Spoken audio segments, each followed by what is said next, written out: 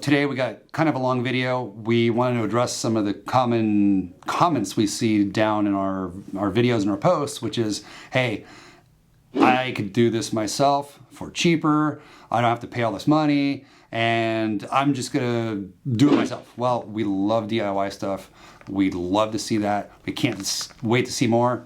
And this video is kind of on a high level of what a DIY project would look like and what you want to kind of think about if you are going to build your own EV. We're not trying to discourage anyone from doing that. All we're trying to do is, hey, be safe, think about it, think it through, and if you're going to do a DIY, we can't wait to see it. So check out this video and let us know what you guys think.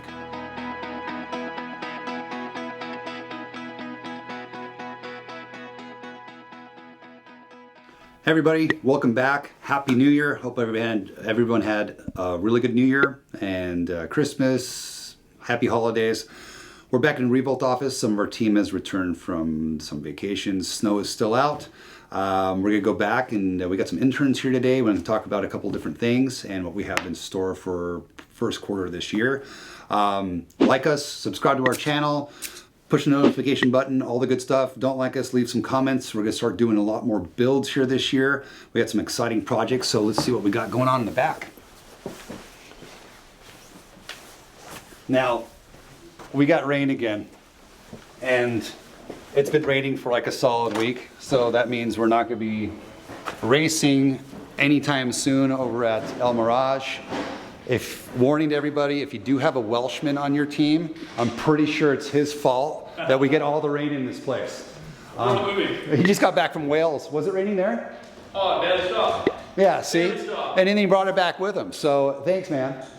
Want to introduce you guys to some of our interns here. How's it going? Hi. Azura. You could like say hi and my name and not my name, your name. I'm Azura. Landon. Hi, how's it going? So we do pull in people here quite a bit, intern-wise. You started out trying to do what, diesel mechanic stuff, right? Yeah. And I think we rubbed off on her a little bit, and you're doing EV stuff, and where are you gonna go work? Tesla. Tesla. So we converted a diesel mechanic to go do Tesla stuff. Sorry. And you're in automotive stuff too, right? Yeah, it's general automotive stuff, and then I found out through her about you guys, and you know, I'm over here now. I dig it a lot. It's something different to do. You first saw us at like an In-N-Out, Yeah. and we pulled up with a Mustang, and you were like, "Whoa, what's in there?" Yeah, I was freaking out trying to figure out whose car that was and what was under the hood. Well, what was the first reaction when you opened up the hood? I was a little mad, Were but you? then I was impressed, and I was like, okay, it's kind of cool. I'm not mad anymore. Well, we do get that a lot, and it's fine. It's just another way to go, fast, and we call it hot rodding 2.0. As I've mentioned in the other videos, we do a lot of stuff with the original hot rodders. We're part of the San Diego Roadster Club. Those guys have been doing this since the 1950s, and a lot of those guys are like, look, this is what you're doing is exactly what we did 50 years ago, 60 years ago. You're taking stuff out of a car that's big and heavy and hauls and puts it in a smaller car and hauls even more. Can I say that on YouTube? Whatever, bleep it out. So anyway, you are wearing a Hoonigan hat today. Indeed, I am. Exactly, and we do want to throw a big shout out, Ken Block. You were a big inspiration, especially for me. I got a 65 Mustang here. I remember seeing the first video when the Hoonicorn came out, and it absolutely blew my mind. I mean, just that thing all chained up, doing the streets of LA, drifting all over the place. Ken was a big inspiration for me personally to do this. My personal love is in aviation and airplanes, and he kind of brought me right back to my roots of being in cars. My first car was a Mustang. I saw him drive that thing and I instantly lit up and I was like, oh my God. So, big shout out to his family. Our biggest condolences for, a pretty big heavy loss, but he's inspired not only my generation of people and where I'm a little bit older, but you guys. Yeah, definitely, for sure. So, it's kind of one of those things that, we hope, people will follow in his footsteps and take it to the streets and show off and do some really cool things. And, not only was he a pretty fun guy to see and drive around and watch his entire career unfold, but he was just a big inspiration, I think, especially for the younger generations. Like you guys kind of connected us together.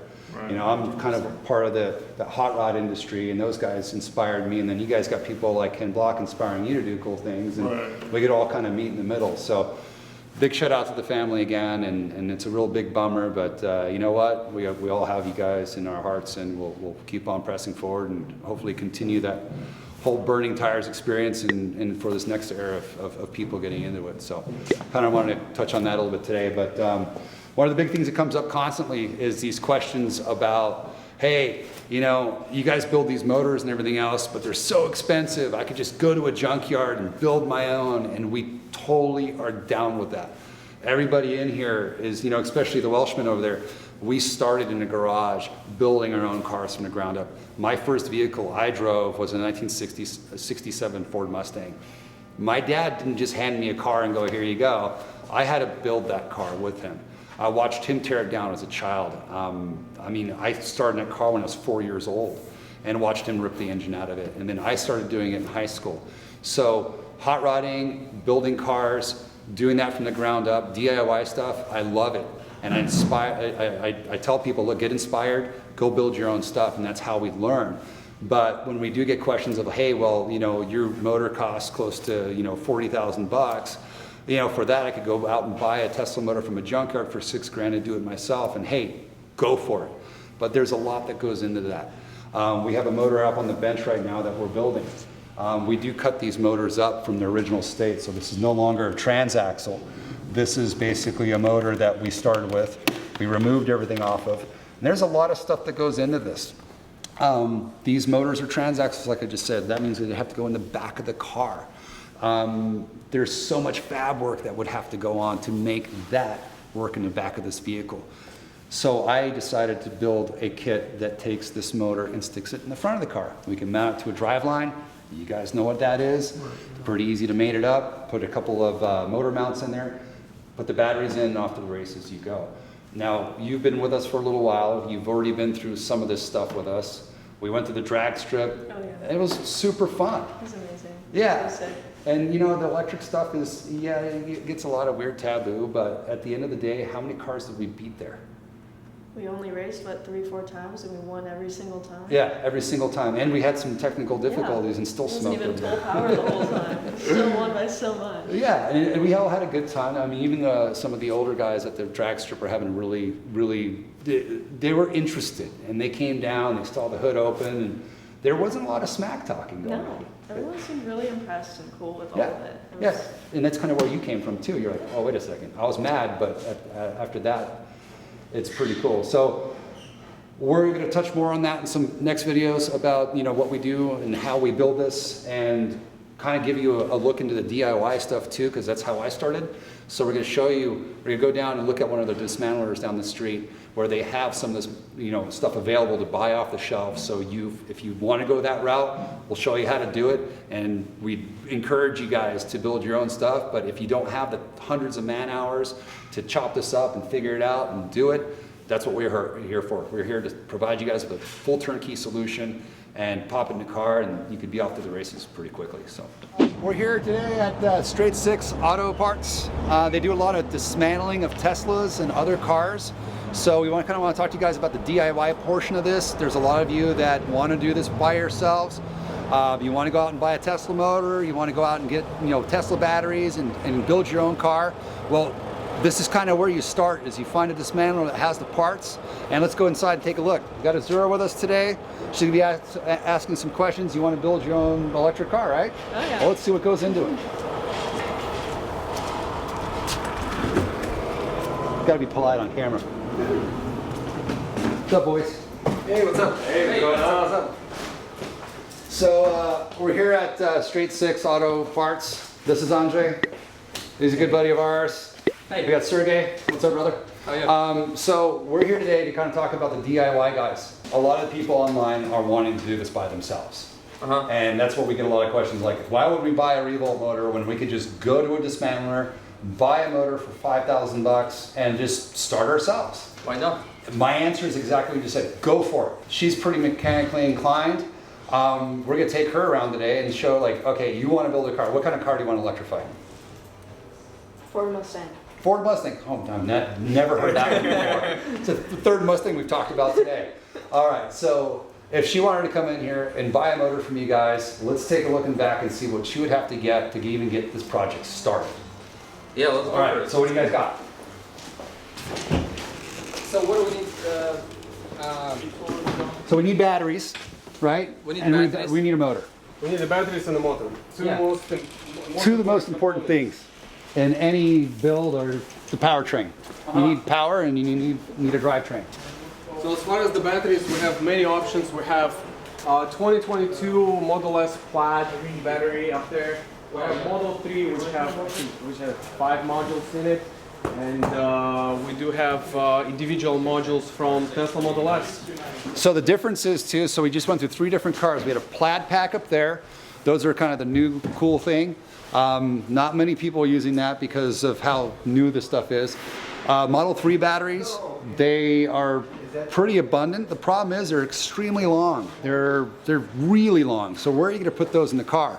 So the most popular battery we've seen for EV conversions for DIY people are Tesla Model S batteries. And that's what we're going to go about and take a look at on the shelf here.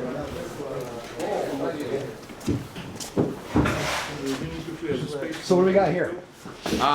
We got drive units. What are those from? From Model S? Yeah, they're from Model S. No, those are Model 3. Model Those 3. are Model 3.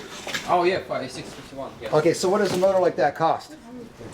Front one 2500. The rear one around 25 plus or minus, depends on the mileage. Okay. And the rear one, what was the rear one? It's about 35 to 4.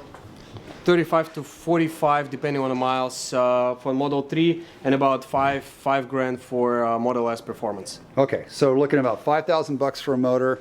So that's coming here, getting something out of these guys. And then as we talked about batteries, batteries are the big part of the build. Right behind me, we have a bunch of Model S batteries, and these are the most commonly used batteries in builds. So Azura, if you wanted to build your car and you want a 400 volt system, you need 16 of these modules. And the reason we use these the most is because of their size. The Model 3 batteries are extremely long, and it's really hard to get those into any kind of car, especially a smaller car like a Mustang. If you're doing a pickup truck, those are a really good bet because you could put them behind or underneath the bed of the truck. So this is kind of what we do, and a lot of people have done.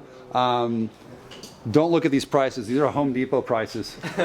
I know where you got your guys' racks from. So no, it's not $40, $74. These are what, around $1,000 or more. It's $1,000 or more depending on the miles, and we keep those modules together from the same car because as you having your build, you have to use modules that have the same wear and same capacity, and the more miles you go, then it can affect. I don't know what can affect. You're the guy to tell what can affect. But when you guys do your builds, you're asking if one of your clients have 12 or 14 modules and you need to buy 2 or 4 more. You always ask me about. You usually ask me about similar miles. Correct. From the car, and we have different mileages from 50,000 up to 180,000, so we can match the current build if you're missing some modules. And we're doing that right now with the build with you guys. Yep. So once again, DIY stuff. So now you got batteries, you got a motor. You're gonna need controllers. You're gonna need a BMS, which is a battery management system. Like Andrzej just said, when you have batteries, especially if they're mismatched, they're gonna charge at different rates, discharge at different rates. So you're gonna have to have some sort of management system to make sure that all that stays together. We'll get into more details about that, but this is kind of the DIY stuff that you have to figure out on your own, especially with the motors and controlling them. Once you get a motor from one of these guys and these dismantlers, what do you do with it? How are you gonna power it? What kind of computer system? Because that doesn't come with a computer system. That is just basically the motor or the inverter. You have to now put an inverter or something to power and control that inverter and make the horsepower work. We work with a couple of different companies. AEM's one of them. EV Controls as well. We use a lot of their stuff on a lot of our builds. But once again, now you're starting to add more complexity to your build. We kind of try to take all that away, and our package is a turnkey deal. Now, once you get one of these motors and these batteries, where are you going to stick them? How are you going to put them in a car? And that's a big part of it, is the fabrication point of it. Every Tesla motor you guys have is a transaxle. So that means they weren't designed for an old classic car. You're going to get your welding helmet on and start grinding a lot of that car away. So once again, more complexity added to a build. But once again, if you're doing DIY stuff, dismantlers are where you're going to want to start. You're going to try to get something that is matched. As Andre just said, when you're buying batteries, don't get one from here, one from there. You want a matched set because that's really going to degrade your performance, especially safety. That's our biggest thing in this industry. When you start playing with batteries, that's the hot sauce. That's where things could go really bad on you. Each one of those modules has about 24 volts. It doesn't sound like a lot, but it kicks out about 1,250 to 1,500 amps out of each and one of those modules. If you drop the wrench between the positive and negative terminals on that thing, the wrench would probably disappear and vaporize. I've seen it happen. It's really, really nasty. Start adding these cells up, all 16, you got about 400 volts on the top of the pack. So this is where it gets very dangerous. Everything else in this industry won't hurt you. Those things on the shelf, not only won't hurt you, they may kill you, and they do catch on fire. So you got to be careful with all that stuff when you're DIYing. So, hey guys, I really appreciate you guys spending time with us today too. Just want to give our guys and friends online kind of a place. You know, Zora's looking into building a car. She said, well, what goes into building one of these DIYs? I'm like, well, funny that you ask, because everyone online asks the same stuff. So this is where you start.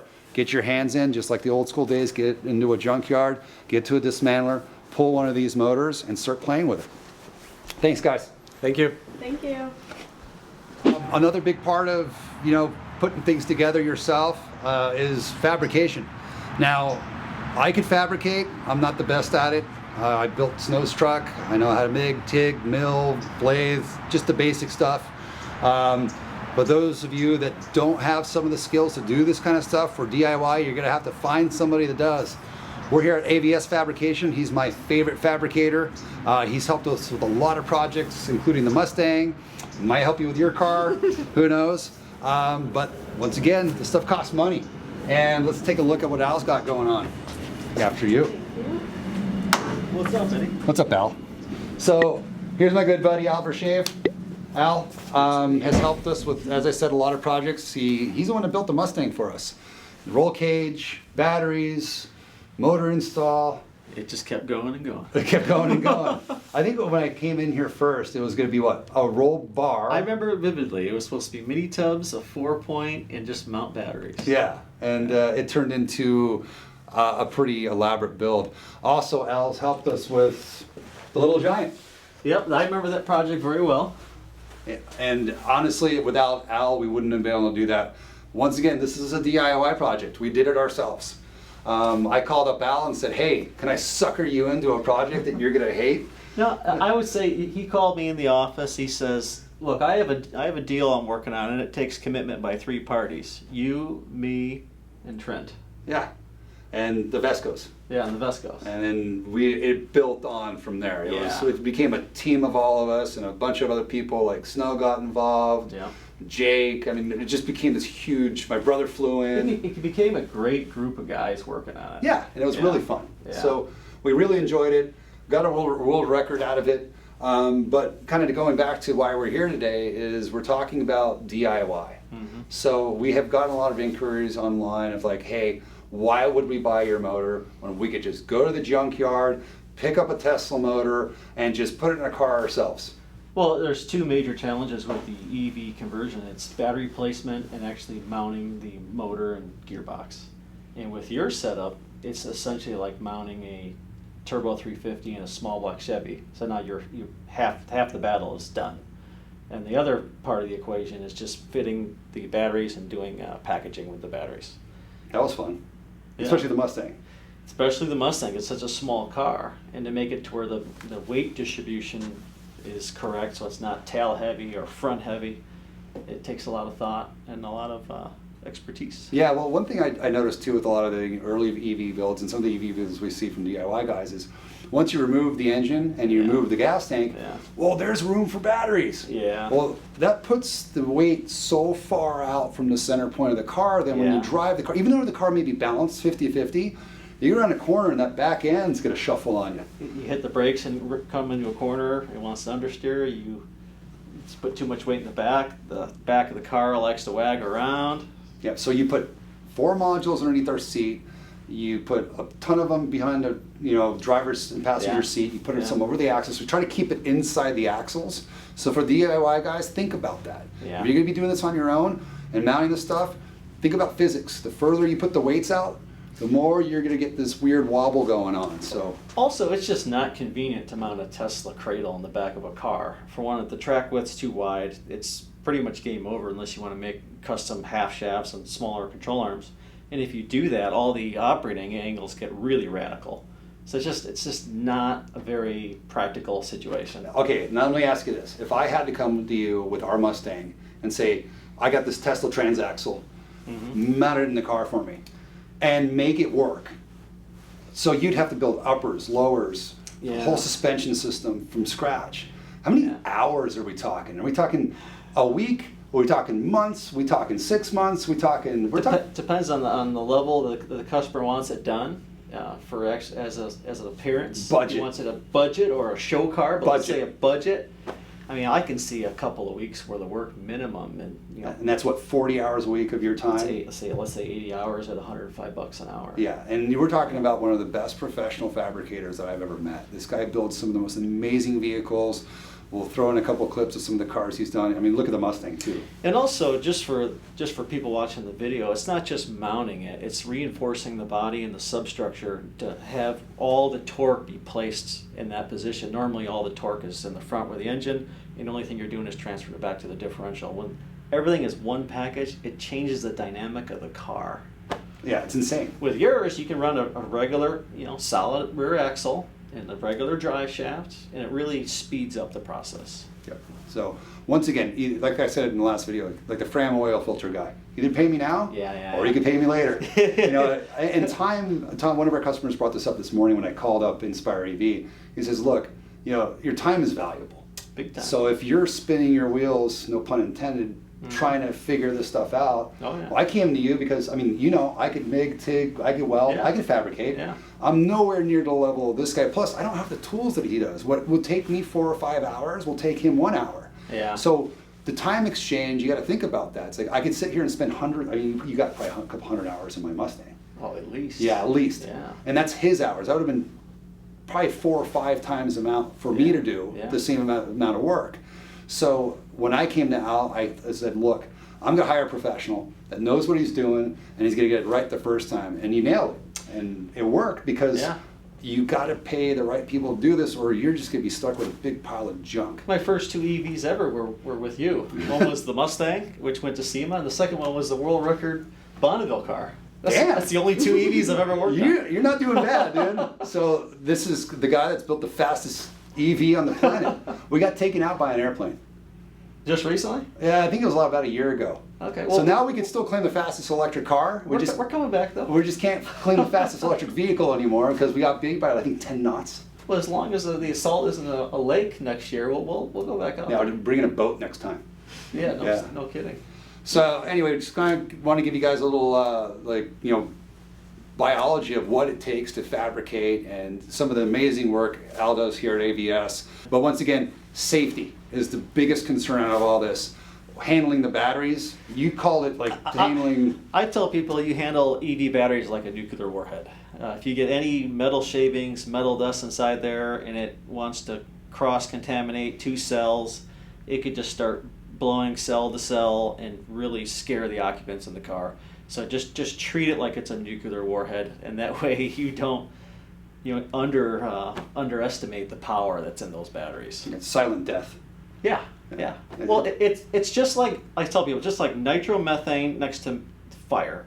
You wouldn't do that. No. You know better. Yeah. But people, they're not educated yet on the EV market, and I think as it gets more evolved and it starts to get more common in this industry, I think it'll be second nature to people. No, let's hope so. Yeah. Yes, I mean, that's one of the biggest things that Al did when he took the car with both of these vehicles is how do we make this as safe as possible first, then let's look at functionality. That way I can sleep.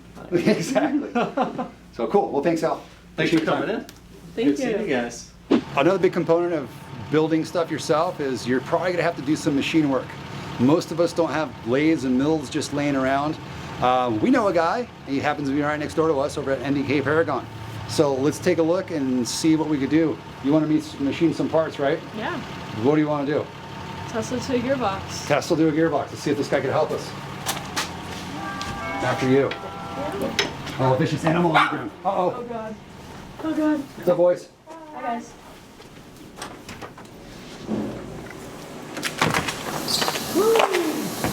What's up, dude? Beautiful machine shop. Overkill, but not really, because a lot of our parts are designed on 5-axis machines. That's what these are.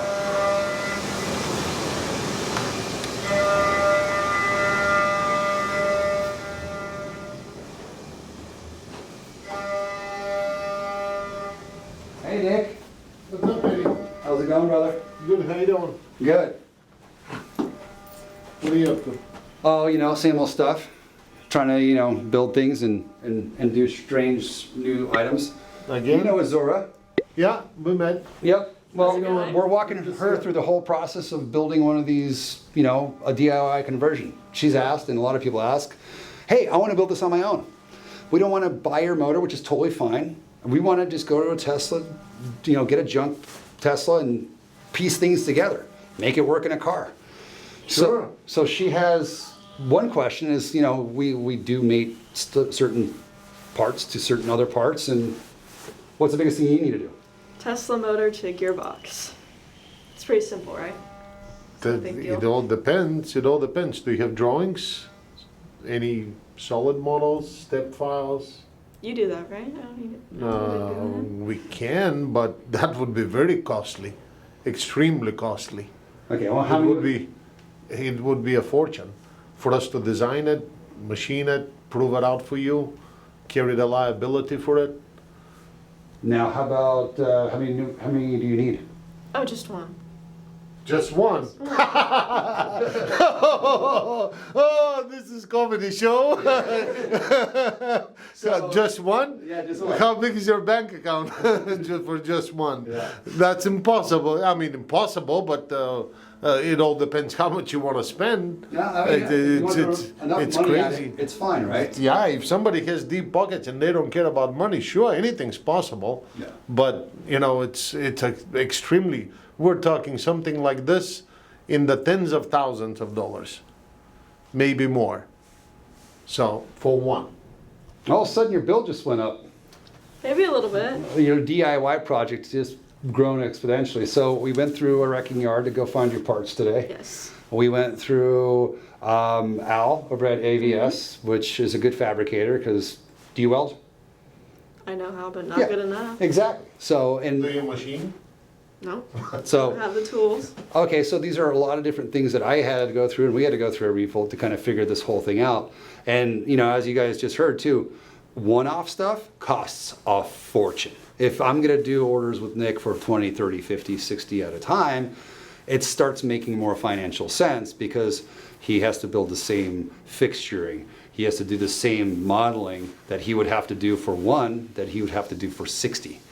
And then he just optimizes things to bring our costs down. So, you know, once again, we love DIY. Everything I've done is DIY. I've done it all myself. But there's costs involved too that people don't see on the back end. And things start to fall apart and break. And a lot of the DIY stuff that we do see come in never, ever, ever hits the streets. So because people get overwhelmed, and you've been with us for a couple months now. Mm-hmm. It is easy, but it's not. There's a lot of components to this stuff, Yeah. and you've learned quite a bit with us. Yeah. And you've rebuilt motors, you've torn motors apart. Now, go off and do it on your own. You still want to do it on your own? Yeah, no. Not everyone does. So that's kind of what we wanted to kind of explain is there's tons of resources, there's tons of people. Nick happens to be one of the highest level of machine shops that we've dealt with. There's obviously guys that could do this on the old school Bridgeports. You're not going to get this kind of quality out of it, but you know, you don't have to go super high-end 5-axis stuff. But to do some of the things that we do, there's only a certain type of machine that could do it. And it's these larger, high volume and high money 5-axis machines. So here we are. You know what you're up against, and Oh yeah. enjoy. Thank you. We'll see you guys. No, Spiadelli.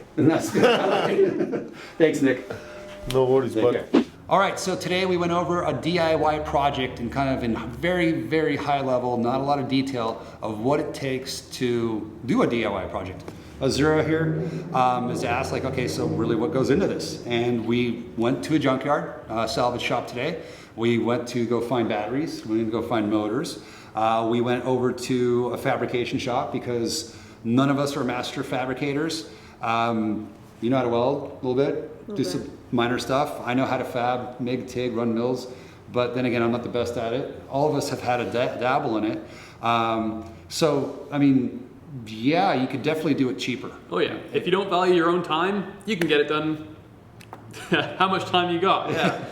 Yeah, and we love DIY stuff. I mean, none of this stuff is impossible. It's human hands on it the whole way, and you can do it if you have the absolute monster amount of time it's going to take you to put the whole thing together yourself. Yeah. even like the Mustang. I mean, I don't know how many hundreds and hundreds of hours have gone into that between just us at the shop. And on top of that, we have people like Al and the fabricators and people like Will that came in and helped us with wiring. You're doing a lot of the wiring still right now. It's a never-ending project. The more of a kit you can get, it just breaks it down into these more manageable chunks. So if you can make your batteries a kit instead of figuring each thing out and fabricating battery boxes, if you can make your charger and DC-DC one thing, if you can make your drivetrain drop-in, it simplifies and speeds up that whole process tremendously. Yeah. And we didn't even get into the nitty-gritty of actually wiring the stuff together, the harnesses, the little buttons, the computer systems, the displays, the programming that goes behind this. There's another 100 hours just thrown in just on that stuff. So start adding up motors, batteries, control systems, cooling systems. Cooling's a big one. That's one that a lot of people forget until the last minute. Yeah, oops. What else am I missing here? Fabrication. I mean, all these things are just got money and dollar signs behind it. And like we said, you could do it cheaper. Absolutely. Do you value your time? We're trying to explain to you guys of what this process involves, what this entails, and kind of the big picture of converting a car to EV. It's not easy. No. And if you do it cheaper, let us know. Hit us up. We want to know about it. We want to see what people come up with. Yeah, no, we love the DIY guys. Oh, Me and him been doing DIY things, and you guys are obviously into this stuff too. We love getting our hands dirty. Been doing this since I was a kid, taking things apart, building it myself. That's what we're all about, and we'd love to see your guys' builds. Some of the best builds I've ever seen were DIY guys. Absolutely, absolutely. Kevin's is top notch. Yeah. Best DIY build out there, hands down, beats some of the big guys. That proves it. You can do it yourself. Yep. So hey, hit us up, like our channel. We want to see what you guys got as well for DIY projects. We love hearing about it, and we'll catch you guys on the next video. Take care. Thanks.